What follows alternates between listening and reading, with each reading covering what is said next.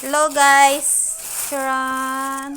Hello. Surprise! Hello ka no, nitatang ko ngagkabkabawin. Ibabang kong bigos pero ay maligo. Maligo ka tata. Sharon, meron tayo ditong cake. Kapag ka gusto mong kumain ng cake, bili ka, ganon. Ay, char. Plain cake. Flying cake. Talbagbagan mo, tatang. This is Ubicon Yema. Kung bakit ganito nasira na yung view, yung itsura, char, view. Sa motor ko lang siya kasi sinakay, tapos super hot, kaya siguro medyo nalusaw-lusaw na siya. Wala akong ref. Alam nyo na, hindi ako mayaman para magkaroon ng ref, char. O, ito. Ubicon Yema. Nag-crave kasi ako ng cake, kaya bumili ako ng cake. Nagpunta kasi ako ng palengke kanina. O, what papa? Papulot mo. Naiiyak ka na? Papulot mo. Ipapudot ko daw to cake! Lusaw na tatang pag ipalamig tatang, hindi papudot. Wala na lusaw na tong cake lusaw na nga lang. Papudot na pa Ano ba yan? Painit ko daw. May cake ba na pinapainit tatang wala lusaw na Palamig. So, wag mo munang buksan, hintayin natin si ate. O, ba't ka nangingiyak-ngiyak dyan? Maligo ka na tatang.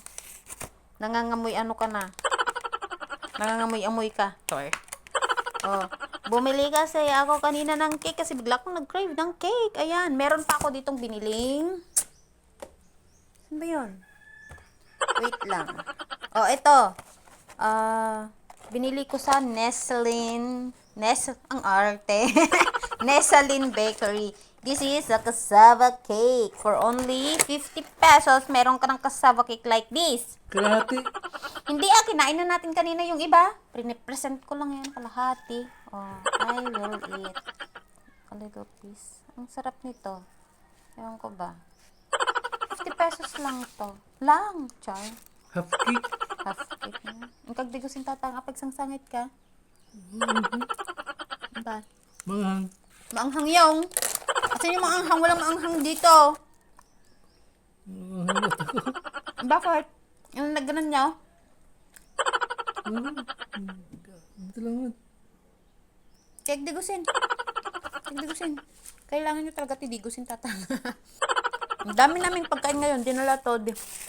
Ito naman yung binigay na ading kanina. Kakanin daw to. Cake lang. Hindi to cake. Kakanawang cake tatang. Cake. Hindi nga cake.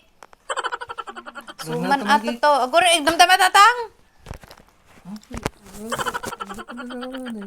Damdama, ako doon tayo